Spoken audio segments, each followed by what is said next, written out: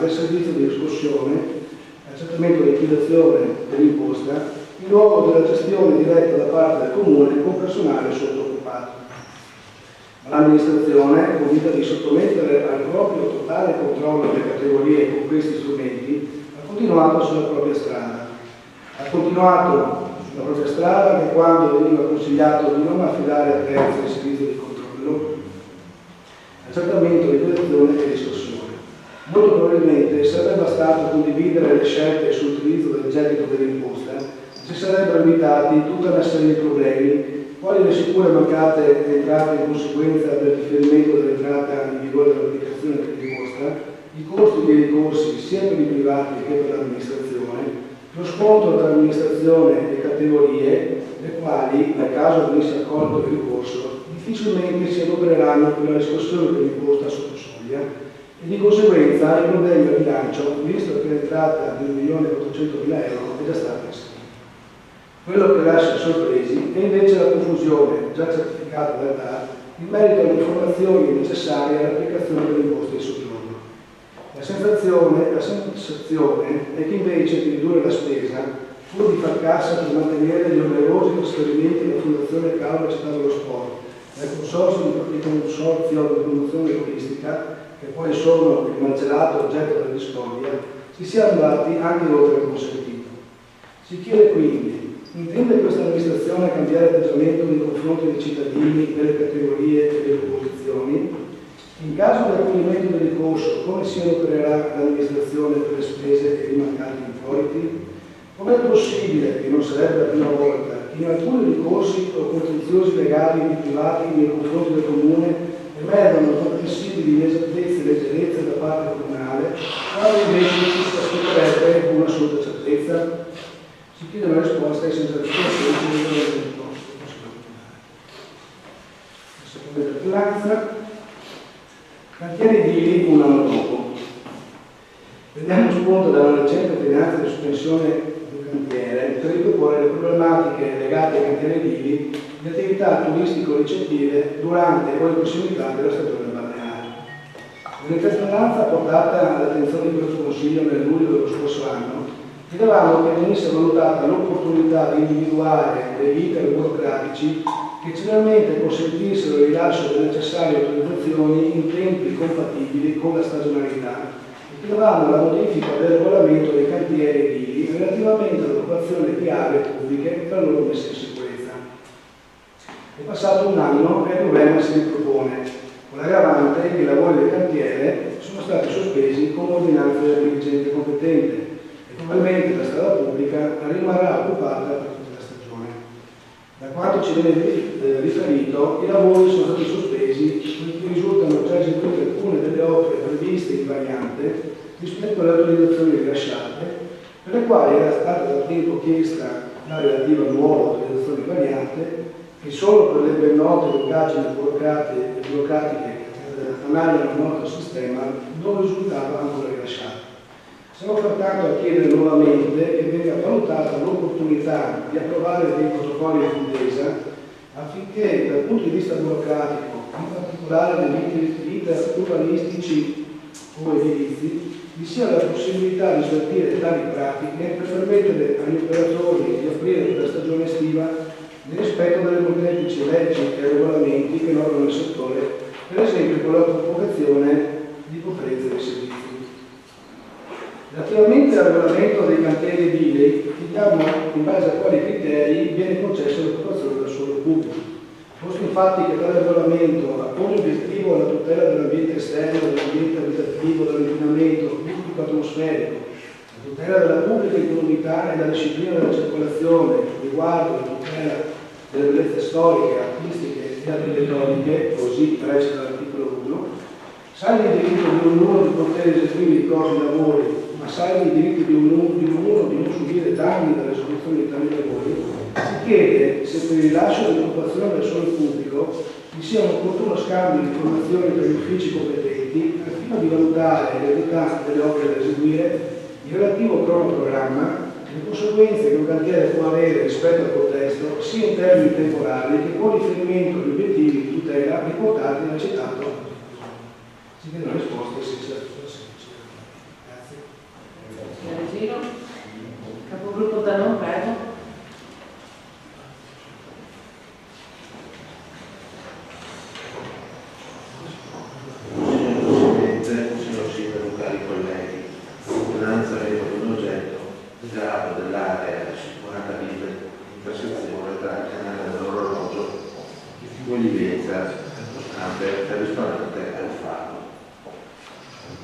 rifiuti, acqua alta, abbandono di scafi, scariche a magazzino a cielo aperto. E poi tutto la corte dei miracoli tra Liguria e Disordine. Situazione incresciosa e poco decorosa, il brutto biglietto da visita per Caorle in confronti sia di chi fa due passi lungo la croce dell'Iglesia, sia per chi in estate sono tagli transita con la propria imbarcazione verso il porto. In questa interpellanza vogliamo chiedere che l'amministrazione si attivi per bonificare le aree. Grazie delle risposte sono i servizi lavoratori. Seconda interpellanza riguarda il crollo del palazzo Cornetti a San Gaetano. Signor Sindaco, Presidente, cari colleghi, non so se sia capitato anche a voi recentemente di passare per San Gaetano, attraversare il ponte sull'Evene per proseguire verso il vecchio passo Nera. Quello che potrete vedere è lo stato di abbandono in Puglia di crolli che presentano sia il palazzo che le adiacenze che furono del barone Forniti. Molti di noi sono legati per origine, per motivi affettivi o anche romantici o per tradizione alla storia di questa antica frazione di Caorle. Non è che voglio sempre tediarvi con la storia della letteratura, ma è anche per ricordarvi che un tardi, non Ernest Hemingway, passando da quelle parti, scrisse quella straordinaria testimonianza letteraria che fu il libro Al di là del fiume tra gli alberi. Ricorderete certamente che in questo libro sono narrate ambientazioni, avventure, persone che riguardano una epopea della nostra storia. Ad onor del vero bisogna anche ricordare che in un'amministrazione precedente l'assessore alla cultura aveva eccellentemente organizzato a San Gaetano, nella corte del palazzo di cui stiamo parlando, le manifestazioni in onore di Hemingway, della famiglia Franchetti e di tutte le persone di San Gaetano che si riconoscevano protagoniste di una epopea della nostra storia, le arti, le bonifiche, l'agricoltura, la caccia, la pesca in valle. La nostra lista civica del cambiamento aveva ipotizzato nel suo programma elettorale che questo storico centro padronale potesse anche diventare un punto di arrivo di un percorso turistico, ciclabile e pedonale che partendo da Caorle arrivava nel cuore di quello che fu un mondo legato a tante tradizioni. Con questa interpellanza vogliamo chiedere se questa amministrazione ha coscienza dell'importanza storica e architettonica del sito di San Gaetano, se sia conosciuta l'ultima proprietà di questi edifici dopo numerose vicissitudini anche legali, se questa amministrazione ritiene di adoperarsi per interrompere il continuo avanzare dei crolli degli edifici di San Gaetano, si ritiene opportuno ipotizzare la realizzazione, come per noi proposto in questo sito, di un punto di riferimento anche museale riguardante la bonifica, l'agricoltura del territorio di Caorle e le tradizioni valdive legate al mondo della caccia e della pesca.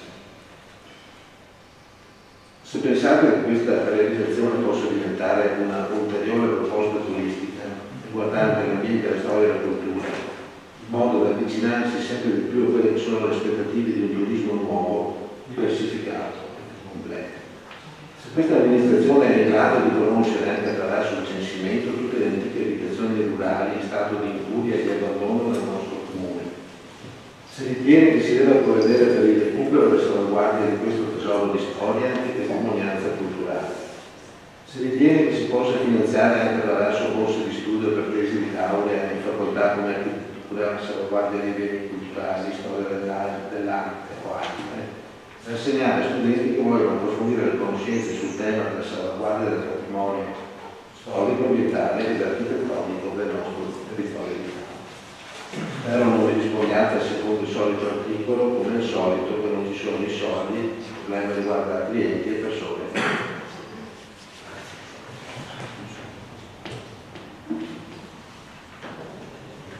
Terza interpellanza riguarda i dirigenti del Consiglio Comunale.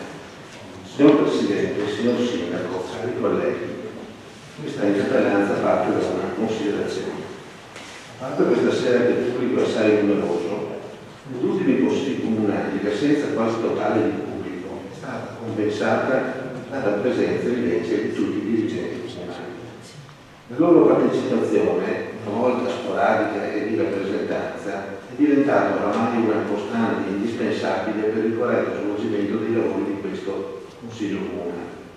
Personalmente provo però una sensazione di disagio nel vedere le colonne portanti della nostra amministrazione confinate negli spazi riservati al pubblico, quasi nascosti dietro le quinte, tuttavia sempre pronti a scattare come alla partenza di una corsa alla chiamata o al cenno del sindaco o di qualche assessore di riferimento. Ancor più a disagio nel vedere le spalle degli amministratori in posizione china a suggerire, sussurrando le spalle, quasi di nascosto, quelli che passano i compiti, risposte appropriate ai temi trattati e ai problemi emersi alle domande poste.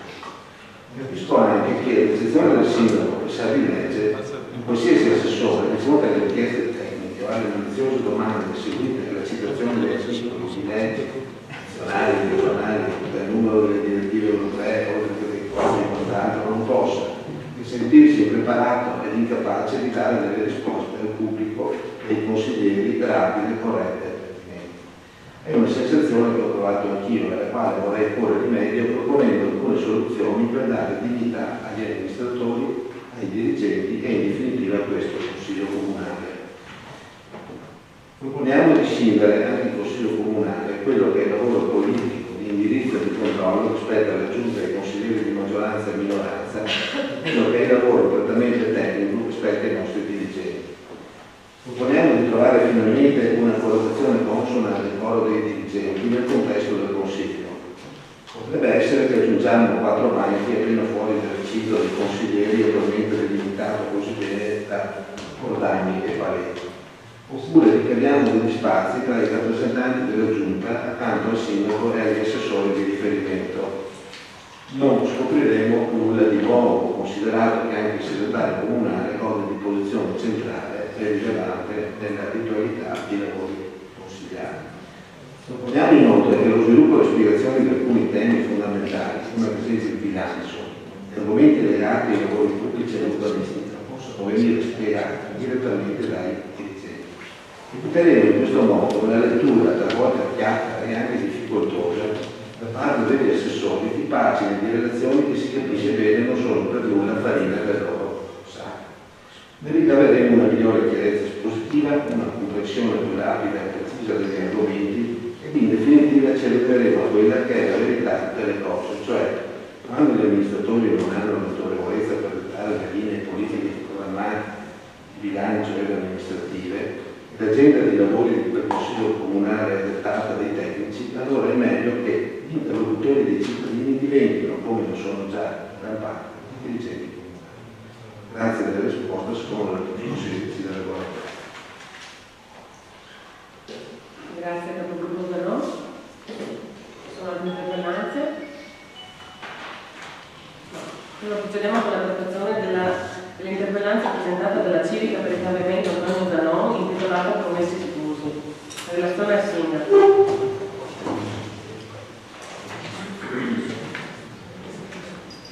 Si dà risposta all'interpellanza presentata dalla lista civica per il cambiamento dal titolo Promessi Sposi, avente ad oggetto i rapporti della maggioranza uscita dalle scorse elezioni amministrative con esponenti della maggioranza attuale delle amministrazioni provinciali e regionali.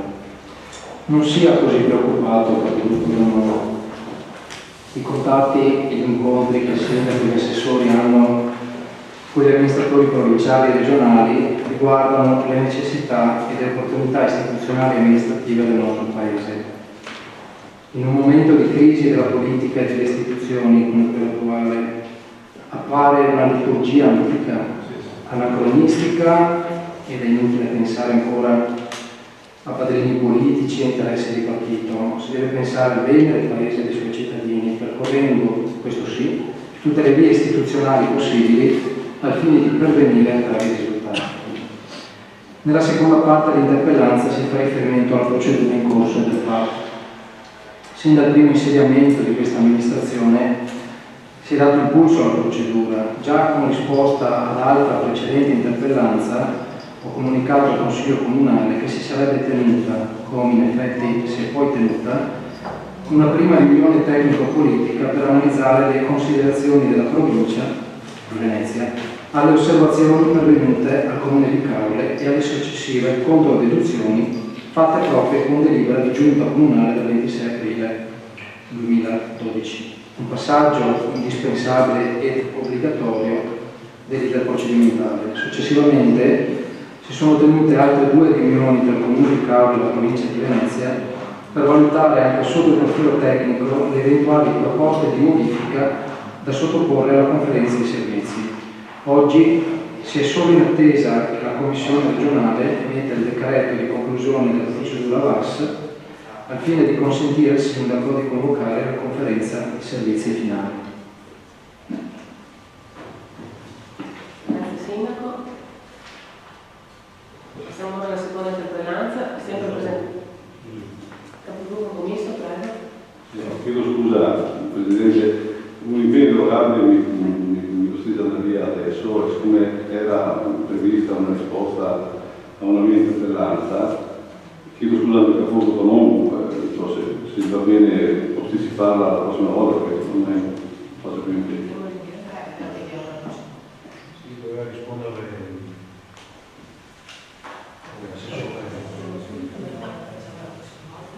Rinviamo ora la lettura e anche le risposte alla prossima seduta. Grazie. Passiamo ora all'interpellanza presentata sempre dalla Civica per il Cambiamento Antonio Zanon, intitolata Crisi del commercio e ricordo del centro storico, in relazione all'assessore Russo.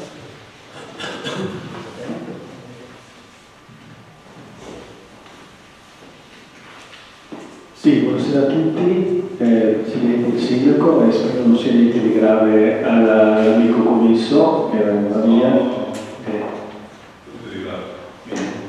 Mi fa piacere. Quindi l'oggetto della risposta è l'interpellanza alla crisi del commercio nel crollo del centro storico. Questo è un dato di fatto che non possiamo non rendersi conto. Si riscontra che la presente interpellanza all'oggetto crisi del commercio nel crollo del centro storico, presentata nel corso del Consiglio Comunale del 26/3/2013, e che questa amministrazione comunale è sensibile ai problemi di ordine economico che negli ultimi anni stanno fortemente colpendo ampie fasce di popolazione, nonché le attività economiche che sono particolarmente vitali per l'economia turistica della nostra città. Vi è quindi la coscienza che pone con forza la necessità di fornire anche da parte di chi amministra risposte idonee e soluzioni valide che possono contribuire a rendere per quanto possibile meno pesante questa crisi. Per questi motivi l'amministrazione comunale ritiene opportuna l'individuazione di idonee possibili misure alternative e o di supporto. Quindi in particolare si evidenzia che l'esame della questione relativa alla fattibilità del trasferimento, come citato nel mercato settimanale all'interno del centro storico, su tale argomento si renderà necessario effettuare valutazioni di varia natura, non ultime quelle di carattere logistico. Analogamente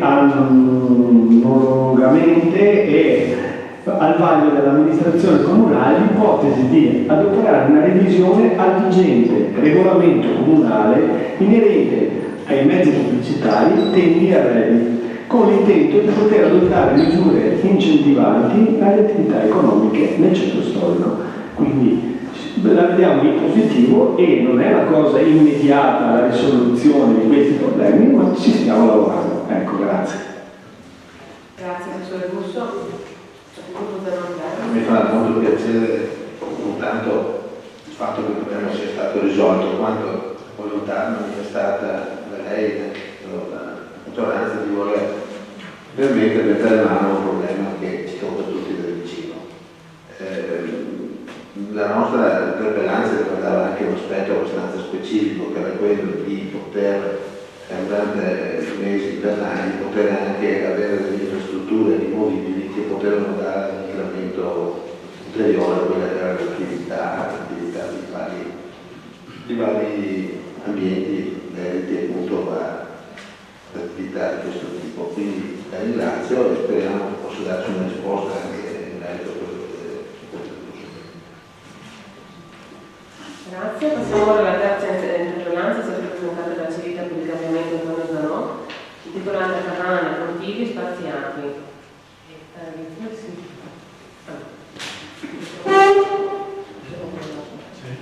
Intanto troviamo l'interpellanza seguente intitolata Lungomare Trieste, in relazione all'assessore Teso.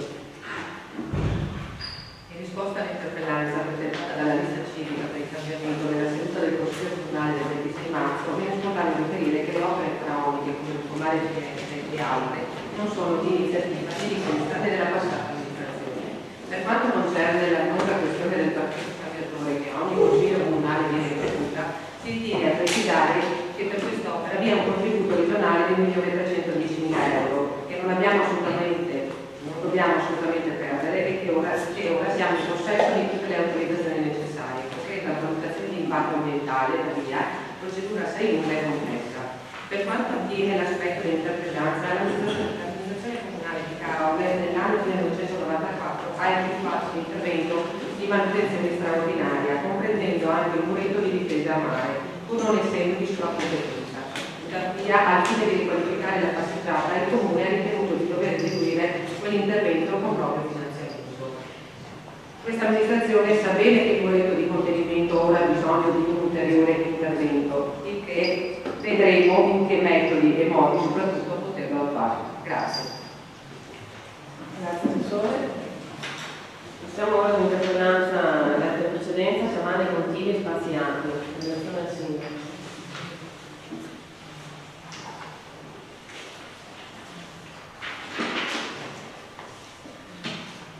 Si riscontra con la presente l'interpellanza d'oggetto Cabane, Contigli e Spazi Acqui presentata al corso del Consiglio Comunale il 26 marzo 2013. Al fine di una corretta ed esauriente esposizione si ritiene opportuna una distinzione per gli argomenti oggetto dell'interpellanza. 1. Il piano paesaggistico di dettaglio per la Laguna di Caorle. La redazione del piano è stata oggetto di un accordo d'intesa sottoscritto in data 9 agosto 2006 tra la Regione Veneto, il Ministero dei Beni Culturali e il Comune di Caorle. In data 30 settembre 2008 è stato chiuso il documento preliminare. Il piano ad oggi risulta essere stato redatto dalla Regione Veneto, ancorché non sia mai intervenuta una ufficializzazione per giungere successivamente all'adozione e all'approvazione dello strumento ai sensi dell'articolo 25 della legge regionale 11 del 2004, come peraltro era stato previsto nell'accordo tra gli enti firmatari. Il piano formalmente inoltre non risulta essere mai stato trasmesso dalla Regione Veneto e comunicato. Recenti colloqui intervenuti con i proposti funzionari regionali hanno fatto emergere l'orientamento della Regione di recepire i contenuti o parte degli stessi contenuti del piano all'interno del redigendo ITRC a valenza paesaggistica. In avanzata fase di stesura allora, ma poi di fatto è pervenuto a stesura. Tale piano, si ricorda, viene redatto in ottemperanza al decreto legislativo 42/2004 e sue modifiche ed integrazioni. Punto 2. Regolamento di utilizzo degli spazi acqui all'interno del territorio comunale. Con deliberazione della Giunta Comunale numero 386 dell'11 dicembre 2006 è stato conferito dall'amministrazione di Caorle l'incarico per la redazione del regolamento. Successivamente è stata avviata l'attività di redazione del suddetto strumento. In data 23 aprile 2009 l'amministrazione comunale ha preso atto dello stato di attuazione dei lavori e delle necessità relative al completamento degli stessi, in quanto per la prosecuzione dei lavori si rendeva necessario il reperimento di nuove risorse finanziarie originariamente non previste né prevedibili e l'affidamento quindi di un nuovo incarico. Con determina numero 56 del 18 dicembre scorso, questa amministrazione comunale, in conformità alle disposizioni dell'articolo 125 del decreto legislativo 163/2006, ha conferito l'incarico per il completamento dell'indagine a suo tempo interrotta e per la redazione del regolamento. L'incarico è stato conferito alla medesima ditta. In data 25 gennaio 2013 è stata sottoscritta la relativa convenzione d'incarico. Nel corso del mese di marzo 2013 è stata effettuata e completata l'attività di rilevazione. Si prevede che la documentazione afferente al regolamento possa essere trasmessa al Comune entro i mesi di maggio-giugno 2013. Successivamente il regolamento sarà posto all'attenzione del Consiglio Comunale ai fini della sua approvazione e e si ritiene che tale attività possa essere comunque conclusa entro la fine dell'estate 2013. Grazie Sindaco. Passiamo ora all'interpellanza presentata sempre dalla Civica per il Cambiamento Antonio Zanoni, intitolata Strada Durisi e via Sant'Antonio, quale viabilità, in relazione all'assessore Tegri. Grazie Presidente. Sì, questo ne avevamo parlato comunque anche nei precedenti consigli comunali. In risposta all'interpellanza presentata dalla Civica per il cambiamento, nel corso del Consiglio Comunale del 26 marzo 2013 si precisa che il tratto di strada via Sant'Antonio tra la strada provinciale 69 e il ponte studente di competenza del Comune di San Stino, mentre il tratto dell'Emere alla strada provinciale 42 di Giolana è di competenza del Comune di Caore. La pavimentazione stradale del tratto di competenza del Comune di Caore è stata completamente rifatta nell'anno 1997. Tuttavia, a causa dell'inconsistente fondo stradale, ricordiamoci che sono terreni di porto risalenti all'epoca delle bonifiche agrarie, la struttura subisce continui avvallamenti spesso ai bordi e in banchina per lo superamento delle terre. Nonostante che nell'ultimo intervento sia stato messo un geotessuto per la volta della banchina, tale fenomeno si è verificato ancora.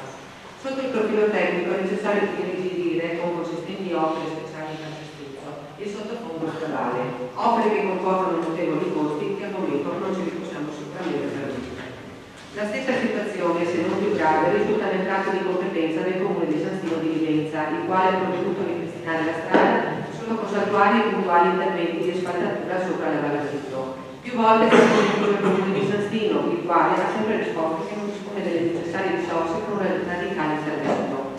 Quest'ultimo è inoltre ben interesse di noi a intervenire in quanto si tratta di una strada non di primaria importanza. Per quanto concerne il ponte, questo comune, sempre nell'interesse dei propri residenti, dello sviluppo turistico e quindi dei collegamenti principali con il luogo cittadino, è intervenuto più volte nel corso degli ultimi anni, da non ultimo sul 2011, mediante il rifacimento totale del tavolato.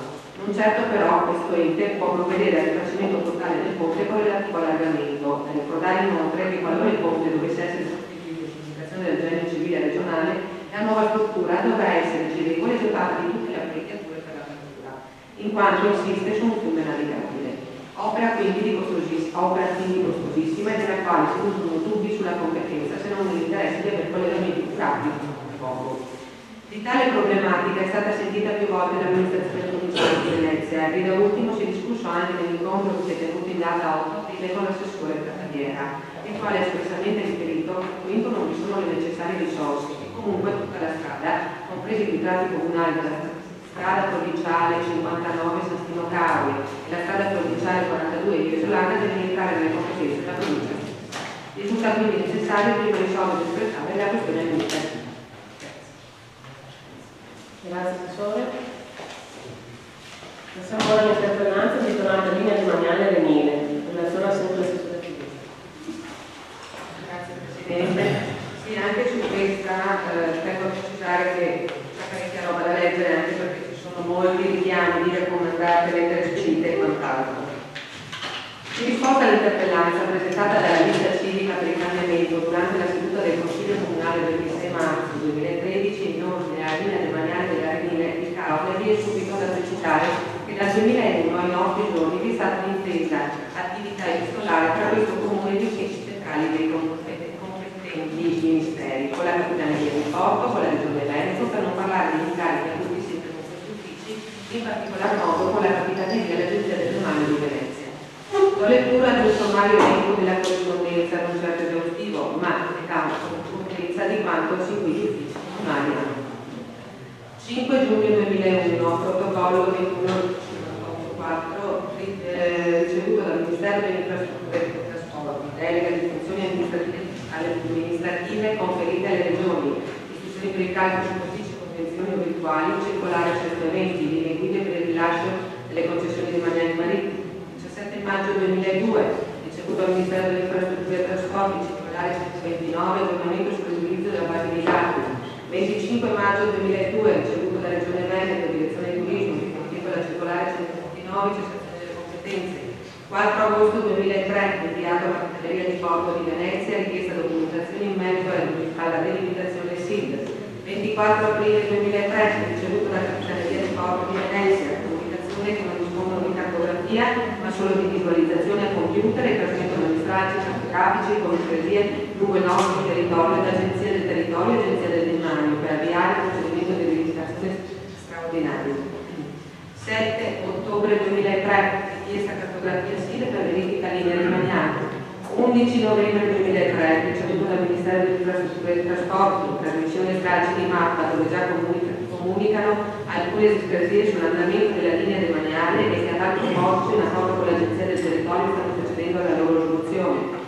5 dicembre 2003, inviato al Ministero delle Infrastrutture e Trasporti, segnalazioni, incongruenze e discrasie. Prima segnalazione. 6 maggio 2004, ricevuto dal Ministero delle Infrastrutture e Trasporti, facendo riferimento alla nota di mappa, confermano che provvedono alla rimozione delle discrasie rilevate segnalate dalla Capitaneria di Porto di Venezia sull'andamento geometrico della dividente demaniale. 27 maggio 2004, ricevuto dalla Capitaneria di Porto, approvazione modelli di 1, di 2, di 3, richieste variazione e rinnovo di concessioni, comunicano che per stralci cartografici rivolgersi presso loro. 29 giugno 2004, ricevuto dal Ministero delle Infrastrutture e Trasporti, trasmettono al livello civile il CD con la cartografia revisionata e informano comunque che stanno ancora verificando alcune discrasie. 7 aprile 2005, inviato al Ministero delle Infrastrutture e Trasporti, segnalazione in concluenza del credito, seconda segnalazione. 14 aprile 2005, inviato alla cittadinanza, avviso pubblico per presa visione cartografia SID. 29 aprile 2005, inviato al Ministero dei Trasporti, Agenzia del Territorio, Capitaneria di Porto, segnalazione incongruenze numero 3. 10 maggio 2005, inviato a Frontisti Lungomare di Venezia, incontro per la visita dell'andamento della linea demaniale, successiva investigazione dei frontisti interessati. 27 maggio 2005, ricevuto dal Ministero dell'Agenzia del Territorio, comunicano che la cartografia SID è stata prodotta dal COGI, quindi in merito ai riferimenti e sistemazioni degli stessi non è di loro competenza. 8 luglio 2005, inviato al Ministero dei Trasporti e all'Agenzia del Territorio e Capitaneria di Porto, segnalazione numero 4. 1 agosto 2005, ricevuto dalla Capitaneria di Porto, comunicano che provvederanno alla rimozione della discrasie. 15 settembre 2005, inviato a COGI, Ministero Agenzia del Territorio e Capitaneria di Porto, segnalazioni compromesse di discrasie, segnalazione con invio della planimetria di prerogativa delle congruenze. 19 settembre 2006, inviato a COGI, Ministero Agenzia del Territorio e Capitaneria di Porto, richiesta della linea SID, sesta segnalazione. 25 maggio 2007, inviato a COGI, Ministero Agenzia del Territorio, Capitaneria di Porto, Agenzia del Demanio, COGI, Capitaneria di Porto di Caore, richieste informazioni sullo stato della linea SID, settima segnalazione. 1 aprile 2008, ricevuto dal Ministero delle Infrastrutture e Trasporti, comunicano che verranno verificate le discrasie, aggiungendo che ritengono utile un incontro tecnico inerente il passaggio da demanio marittimo a demanio comunale, allo scopo di risolvere il problema. 14 aprile 2010, ricevuto dalla Capitaneria di Porto di Venezia, comunicano che si procederà ad una ricognizione preliminare sul tratto di Avenile, compreso tra Piazza Colombo e la diga di Difesa. Maggio 2010, interrogazione numero 4, senatore Giuseppe Saro. Si conferma l'errata rappresentazione della linea demaniale del comune di Caore e che è già stata consegnata all'istanza all'Agenzia del Territorio, che provvederanno all'aggiornamento dei fogli. Chiariscono inoltre che la ricognizione della linea demaniale fatta dal comune, delibera del Consiglio del 19 giugno 1995, non rappresenta un atto giuridicamente efficace per la determinazione della linea SID. 8 giugno 2010, ricevuto dal geometra Marco Dorigo, elaborati tecnici che attestano la corretta delimitazione della linea SID, la cartografia è stata prodotta giusto in carico del termine 149 sulla base della planimetria di cui al verbale numero 9 del 1938, fornita in copia al comando della Capitaneria di Porto stessa. 8 giugno 2010, inviato alla Capitaneria di Porto di Venezia, inviati dei laboratori tecnici che attestano la corretta delimitazione della linea SID. 18 giugno 2010, ricevuto dalla Capitaneria di Porto, la Capitaneria, comandante Vignali, scrive al Ministero allegando varia documentazione chiedendo se la delimitazione rilevata con il verbale del 38 è stata presa in considerazione dagli operatori del COGI, chiedendo chiarimenti in merito. 28 settembre 2011, inviato al Ministero Capitaneria di Porto, Venezia e Agenzia del Demanio, richiesta di informazioni sullo stato della linea ottava segnalazione. 3 novembre 2011, inviato al Ministero dei Trasporti, dottoressa Scartini Patrizia, inviato riassunto documentazione relativa alla linea SID, documenti trasmessi dopo accordi presi tra il Ministero e Assessore Sabrina Tezzo. 6 aprile 2012, ricevuto dal Ministero dei Trasporti, in riferimento alla nostra nota del 28 settembre 2011, la stessa segnalazione inviata alla Capitaneria di Porto in coordinamento con l'Agenzia del Demanio, gruppo operativo di lavoro, a verificare la varia documentazione, in particolare il verbale del 38 e quindi aggiornare la cartografia. 3 maggio 2012, ricevuto dalla Capitaneria di Porto di Venezia, richiesta del sopralluogo congiunto al fine di verificare lo stato delle opere. Incontro tenutesi il 15 maggio 2012, vengono forniti copie di verbali con grafici. 18 maggio 2012, ricevuto dalla Capitaneria di Porto di Venezia, tutti gli enti chiedono agli enti, ognuno per la propria competenza, di interessarsi in merito a quanto si è considerato la verbalizzazione, con delle monografie dei termini iscritti e verbali del incontro. Il Comune di Caore deve rendersi disponibile a farsi carico dell'onere tecnico catastale finalizzato all'individuazione della corretta linea demaniale.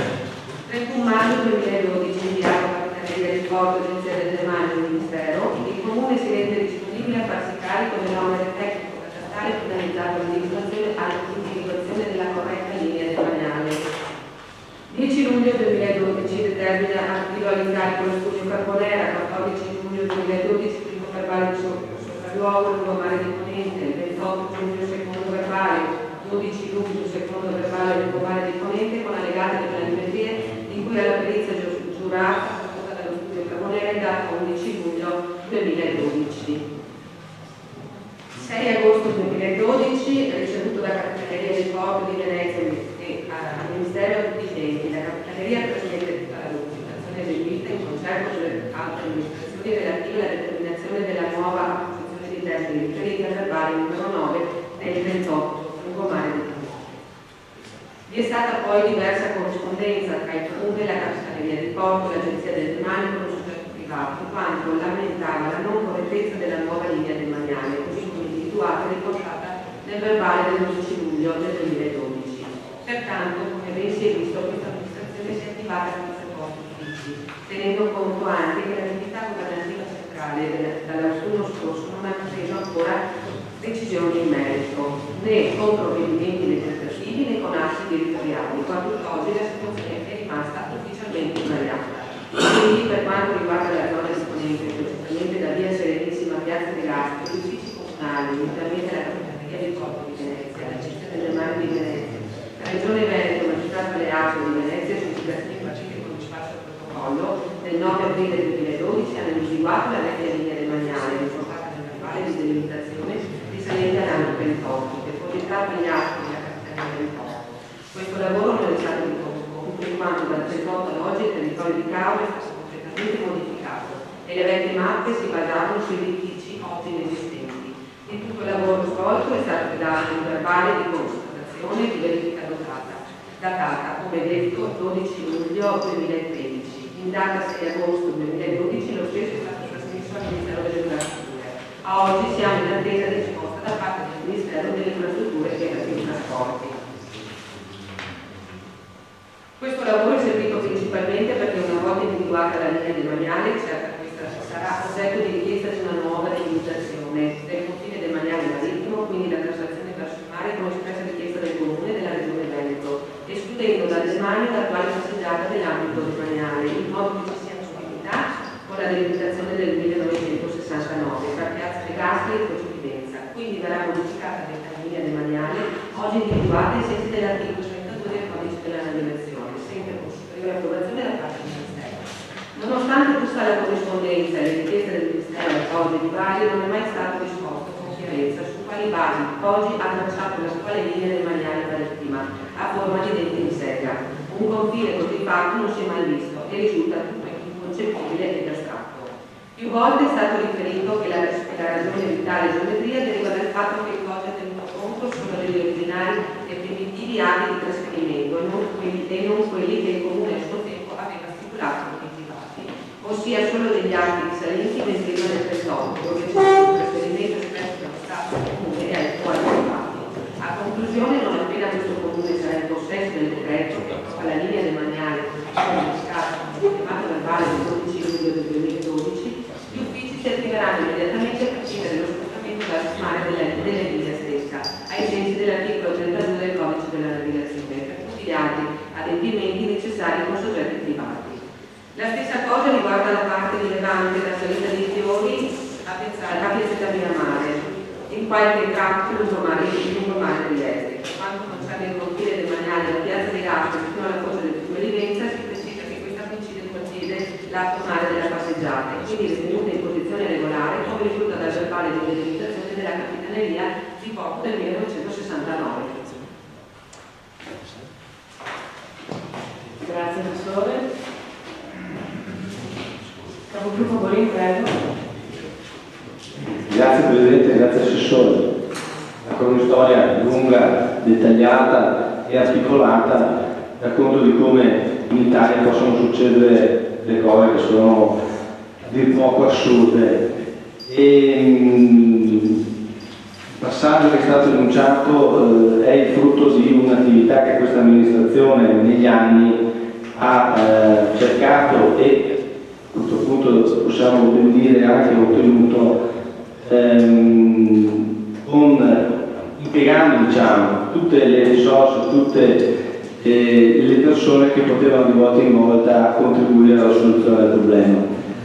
Io stesso, per quello che mi è stato possibile, mi sono attivato e ho interloquito con gli uffici anche ministeriali per poter dare soluzione a queste problematiche. Ne dava conto anche il sindaco Sarto, così come anche l'assessore e anche il consigliere Pellegrini a suo tempo avete avuto modo di recare in quello di Roma. La situazione, diciamo che con il verbale del luglio 2012 appare essere ormai cristallizzata, se non altro fornendo un punto di riferimento per l'ulteriore traslazione verso mare.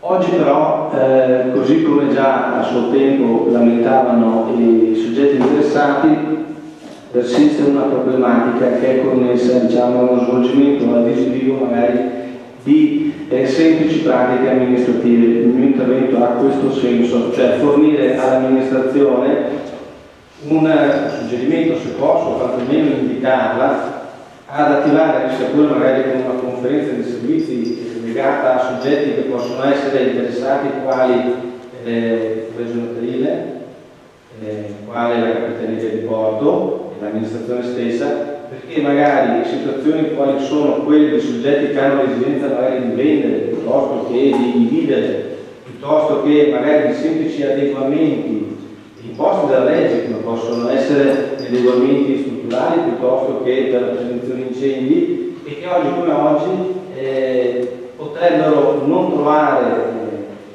espressa o veloce soluzione se non a fronte di un'intesa sul punto che questo tipo di approccio possa essere non solo effettuato ma anche riconosciuto nei vari passaggi. Tanto più poi per la soluzione che deve necessariamente trovare anche l'aspetto legato al lungomare di Levante, dove sia pure in termini diversi emerge anche lì in modo macroscopico una discrasia che non può che essere legata ad un errore di mappatura, forse per riproduzione aerografica, aerofotostatica, fotometrica, che dir si voglia, ma diciamo che in ogni caso è stata sbagliata perché le riproduzioni e le sovrapposizioni delle immagini fotografiche rispetto alla realtà di fatto non hanno dato conto di una maniera che non è mai stata così come elaborata le cose. Grazie Capogruppo Bolin, e con questo intervento chiudiamo la seduta. Buona serata, grazie.